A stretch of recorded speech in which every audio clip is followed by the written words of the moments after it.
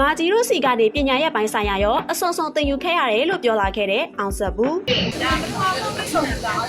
ဟုတ်တယ်အောင်စမှုဥမာပထမဆုံးအပြင်မှာတွေ့ဘူးတာပေါ့အဲဒီတော့ဒီ Facebook ထဲမှာတော့ခဏခဏတွေ့နေတာပေါ့မောင်လေးမဟုတ်ပါဘူးသားလေးကအပြင်မှာပုံအောင်ချောသေးတယ်ချောပေါ့သူငယ်လေးရှိတယ်တပ်ဘယ်လောက်ရှိလဲ26ကဲမကြီးက54ကဲတက်20ကျော်ပါတယ်မြောက်နေပြန်ပြီ မာကြီးကပုံမိရနော်ပထမဦးဆုံးဒါမာကြီးနဲ့ဒီဘီလီယံနာမိုးရဲ့ဖွင့်မဲ့မှာစဆုံးတယ်ပေါ့လေအများကြီးလေးပြောပါတယ်ကျွန်တော်လည်းမာကြီးနဲ့ပြင်မှာစုံရတွေ့ချင်နေတဲ့သူဆိုတော့အများကြီးပြောပြပါတယ်မာကြီးကတစ်စက်ခုလိုမျိုး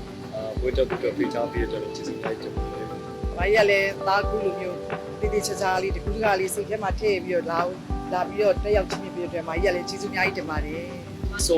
ဆုံးပါပဲဆိုတော့အဓိကတော့ပေါ့မာကြီးတို့စီကနေပြီးတော့ပညာရေးပိုင်းဆိုင်ရာတွေရောဘောဝပိုင်းဆိုင်ရာတွေရောပေါ့လေအတွေ့အကြုံတွေပညာရေးပိုင်းဆိုင်ရာတွေအများကြီးလေ့လာချင်တာပေါ့လေလေးစားရတယ်အတွေ့အကြုံရတယ်